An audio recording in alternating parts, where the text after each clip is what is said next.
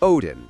Odin, to drink from the fountain of universal wisdom, he gave up his eye. Later, voluntarily piercing himself with a spear, he hung for 9 days on the world tree Yggdrasil to comprehend the power of the runes. He ruled Asgard and constantly sought new knowledge, sending his 2 ravens to bring him news from all over the world. According to prophecy, he was destined to be killed by the monstrous wolf Fenrir during Ragnarok.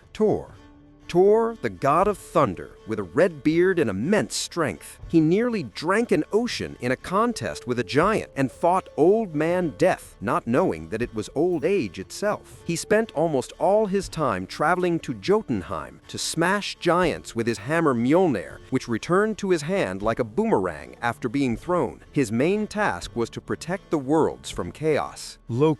Loki god, whose pranks often helped the gods. He saved the goddess Idunn and her apples of youth, but whose jokes could be cruel. He was responsible for the death of Baldur. He fathered terrible children with a giantess, Hel, goddess of the dead, the world serpent Jormungandr, and the wolf Fenrir. The gods punished him for killing Baldur. Loki was chained to a rock, and the snake's venom dripped onto his face. Freya was a goddess of incredible beauty who possessed the art of satyr, the magic of prophecy. When she cried, her tears turned into gold. She rode in a chariot drawn by 2 huge cats. Freya was the leader of the Valkyries, and she took half of the fallen warriors to her hall, while the other half went to Odin in Valhalla.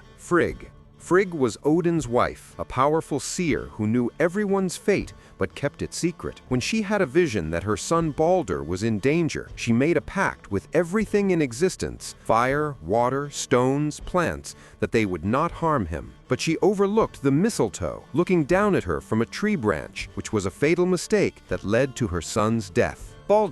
Baldur was the kindest, fairest, and most beloved of the gods. His body was so pure that it radiated light. After prophetic dreams, Frigg took an oath from all things except mistletoe. The gods threw stones and arrows at him for fun, but they did not harm him. The blind god Hod, at Loki's instigation, threw a mistletoe branch at him. It pierced Baldur, and he fell dead, which marked the beginning of the end for the gods.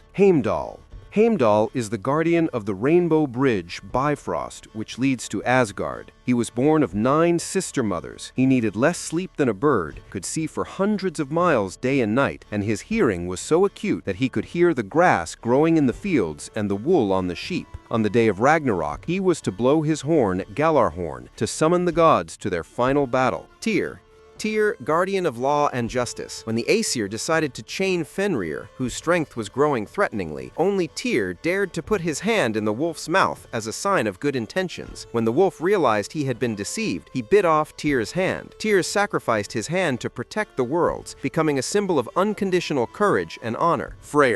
Freyr was the owner of 2 treasures, the ship Skidbladnir, which always found a favorable wind and could hold an entire army, yet folded up to the size of a purse, and the boar Gullinbursti, with golden bristles, which lit the way and ran faster than any horse. He fell in love with the beautiful giantess Gerd and gave her his magic sword, which left him unarmed before the Battle of Ragnarok.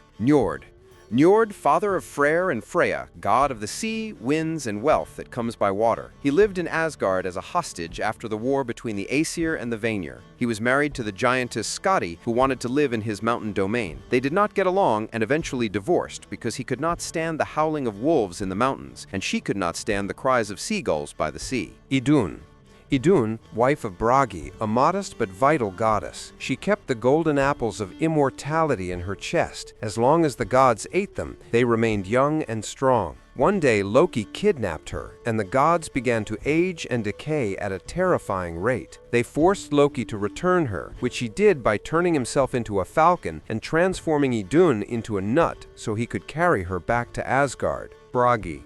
When he opened his mouth, it was not just words that flowed from his lips, but perfect poetry and wisdom. He welcomed fallen heroes arriving in Valhalla. It was believed that the runes that Odin obtained from the World Tree were passed on to Bragi so that he could convey their power and knowledge to the gods and humans. He was the embodiment of the power of words and the magic contained within them. Thank you for watching the video to the end. I hope you enjoyed it. I would be very grateful if you subscribed to my channel. You can also suggest topics for new videos in the comments.